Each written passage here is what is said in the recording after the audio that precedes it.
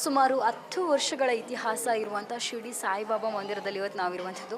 ಇವತ್ತು ನಮ್ಮ ಜೊತೆ ಯಾರಿದ್ದಾರೆ ಅಂತ ಹೇಳಿದ್ರೆ ನಾವು ನೋಡ್ತಾ ಇರ್ಬೋದು, ಜೀ ಕನ್ನಡ ಅಂತ ಬಂದಾಗ ಪುಟ್ಟಕ್ಕನ ಮಕ್ಕಳು ತುಂಬಾ ಫೇಮಸ್ ಆಗಿರುವಂಥ ಸೀರಿಯಲ್ ಪುಟ್ಟಕ್ಕನ ಕೊನೆಯ ಮಗಳು ಶಿಲ್ಪ ಅವರು ಇದು ನಮ್ಮ ಜೊತೆ ಇದ್ದಾರೆ. ನನ್ನ ಜೊತೆ ಮಾತಾಡೋಣ. ಮ್ಯಾಮ್, ಮೊದಲಿಗೆ ಹೇಗಿದ್ದೀರಾ? ನಾನು ತುಂಬ ಚೆನ್ನಾಗಿದ್ದೀನಿ. ನೀವು ಹೇಗಿದ್ದೀರಾ? ಚೆನ್ನಾಗಿದ್ದಾನೆ.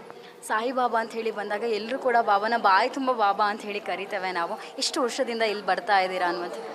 ನಾನು ಆ್ಯಕ್ಚುಲಿ ದೇವಸ್ಥಾನ ಆದಾಗಿಂದನೂ ನಾನು ಇಲ್ಲಿ ಬರ್ತಾಯಿದ್ದೀನಿ. ಇದಕ್ಕಿಂತ ಬಿಫೋರು ನಮ್ಮ ಮನೆ ಹತ್ರನೇ ನಾನು ಹೋಗ್ತಾಯಿದ್ದೆ. ಎವ್ರಿ ಥರ್ಸ್ಡೇ ಮಿಸ್ ಮಾಡ್ದಂಗೆ. ನಾಗರಾಜ್ ಸರ್ ಅವರು ನಮ್ಗೆ ತುಂಬ ಪರಿಚಯ. ಸೊ ಇಲ್ಲಿ ಆಗಿದೆ ಅಂತ ಗೊತ್ತಾಗಿದ ತಕ್ಷಣ ನಾವು ಎವ್ರಿ ಇಯರು ಗುರುಪೂರ್ಣಿಮೆ ಆಗಲಿ ಬೇರೆ ಏನೇ ಒಳ್ಳೆ ದಿನ ಆ ದಿನ ಎಲ್ಲ ನಾವು ಇಲ್ಲಿಗೆ ಬರೋಕ್ಕೆ ಶುರು ಮಾಡಿದ್ವಿ. ಅವರಿಂದ ನಮ್ಮ ಮನೆ ಇರೋದು ಬಸವೇಶ್ವರ ನಗರ. ಅಲ್ಲಿಂದ ಇಲ್ಲಿಗೆ ಬರ್ತೀನಿ ಅಂದರೆ ಏನೋ ಒಂದು ವೈಬ್ರೇಷನು, ಒಂಥರ ಪಾಸಿಟಿವ್ ವೈಬ್ ಸಿಗುತ್ತೆ. ಇಲ್ಲಿ ಬಂದರೆ ತುಂಬ ನೆಮ್ಮದಿ ಸಿಗುತ್ತೆ.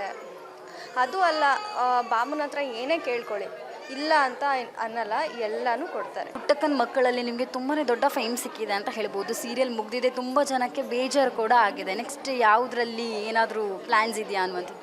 ನಾನು ಆಲ್ರೆಡಿ ಆ್ಯಕ್ಟ್ ಮಾಡ್ತಾಯಿದ್ದೀನಿ. ನಾನು ಕನ್ನಡದಲ್ಲಿ ಮಾಡ್ತಾಯಿಲ್ಲ, ನಾನು ತೆಲುಗಲ್ಲಿ ಮಾಡ್ತಾಯಿದ್ದೀನಿ. ಕೊತ್ತಗ ರೆಕ್ಕಲೊಚ್ಚನ ಅಂತ ಜೆಮಿನಿ ಟಿ ವಿಯಲ್ಲಿ ಬರ್ತಾಯಿದೆ. ನಾನು ಅದರಲ್ಲಿ ಮಾಡ್ತಾಯಿದ್ದೀನಿ, ಸೀರಿಯಲಲ್ಲಿ ಆ್ಯಕ್ಟ್ ಮಾಡ್ತಾಯಿದ್ದೀನಿ. ಆ್ಯಕ್ಚುಲಿ ಇದೂ ನಾನು ಒಂದು ಹೇಳಲೇಬೇಕು. ನನ್ನ ಸೀರಿಯಲ್ ಮುಗ್ದಿದ್ದು ನಂದು ಜಾನ್ವರಿಯಲ್ಲಿ ಮುಗಿದು ನಾನು ತುಂಬ ವೆಯ್ಟ್ ಮಾಡಿದೆ. ನಾನು ಕನ್ನಡ ಸೀರಿಯಲ್ ಮಾಡಬೇಕು ಅಂತ ತುಂಬ ಆಸೆ ಇತ್ತು. ಇಲ್ಲೇ ವೆಯ್ಟ್ ಮಾಡ್ತಾಯಿದ್ದೆ, ಬರಲಿ ನನಗೊಂದು ಒಳ್ಳೆ ಪ್ರಾಜೆಕ್ಟ್ ಸಿಗಲಿ ಅಂತ. ಬಟ್ ಲಿಟ್ರಲಿ ಹೇಳಬೇಕು ಅಂದರೆ ನಾನು ಇವಾಗ ಮಾಡ್ತಿರೋಂಥ project already it's ongoing project. ಅದೇ ದಿನ ಪ್ರೊಡ್ಯೂಸರ್ ಅವರು ನನಗೆ ಕಾಲ್ ಮಾಡಿದ್ರು. ನನಗೇನು ಅಂದರೆ ನನಗೆ ಅಲ್ಲಿ ಹೈದ್ರಾಬಾದ್ಗೆಲ್ಲ ಹೋಗಿ ಮಾಡಬೇಕು ಅಂದರೆ ಏನೊಂಥರ ನರ್ವಸ್ನೆಸ್ಸು. ಬಟ್ ನಾನು ಬಾಬಾ ಅವ್ರನ್ನ ಬೇಡ್ಕೋತಾ ಇದ್ದೆ. ಇವಾಗ ನಮ್ಮ ಆ್ಯಕ್ಟರ್ಸ್ ಲೈಫಲ್ಲಿ ಏನಿದೆ, ಅಪಾರ್ಟ್ ಫ್ರಮ್ ಆ್ಯಕ್ಟಿಂಗ್ ನಾವು ಏನೂ ಮಾಡ್ತಿರಲ್ಲ. ಆ ಆ್ಯಕ್ಟಿಂಗೇ ಒಂದು ಪ್ರೊಫೆಷನ್ ಥರ ಮಾಡ್ಕೊಂಡಿರ್ತೀವಿ. ಇದನ್ನು ಬಿಟ್ಟರೆ ಬೇರೆ ಏನಿಲ್ಲ ಇನ್ಕಮ್ ಸೋರ್ಸ್ ಆಗಿ.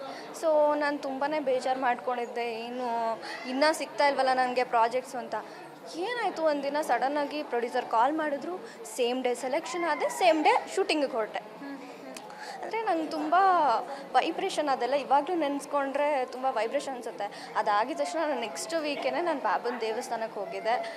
ಅಲ್ಲಿ ಹೋಗಿದ ತಕ್ಷಣ ನನಗೊಂದು ಪಾಸಿಟಿವ್ ವೈಬು. ನಾನು ಹೇಳೋದು ಒಂದೇ, ನೀವು ಯಾವುದೇ ದೇವ್ರನ್ನ ನಂಬಿ, ಒಳ್ಳೆ ಮನಸ್ಸಿಂದ ನಂಬಿ. ನೀವು ದೇವರು ಅಂತ ನಂಬೋದಕ್ಕಿಂತ ನಿಮ್ಮನ್ನು ನೀವು ನಂಬಿ. Every time you tell God save me, ಆವಾಗ ಗಾಡ್ ಸೇವ್ ಮಾಡೋದು 50%. ಇನ್ನು ನಿಮ್ಮನ್ನು ನೀವೇ 50%, ನಿಮ್ಮನ್ನು ನೀವೇ ಸೇವ್ ಮಾಡ್ಕೊಳ್ಳೋದಿರುತ್ತೆ. ದೇವರು ಬರೇ ಅಸ್ತು ಅಂತಾರಷ್ಟೇ. ಎಲ್ಲ ಕೆಲಸ ನಾವೇ ಮಾಡಬೇಕು, ದೇವ್ರು ಯಾವುದೂ ಮಾಡಲ್ಲ. ನಾವು ದೇವ್ರನ್ನ ನೆನೆಸ್ಕೊಂಡು ಏನು ಮಾಡ್ತೀವಿ ಅದೆಲ್ಲ ಫಲಿಸುತ್ತೆ ಅಂತ ನನ್ನ ಅಭಿಪ್ರಾಯ. Okay, thank you ma'am. Thank you so much.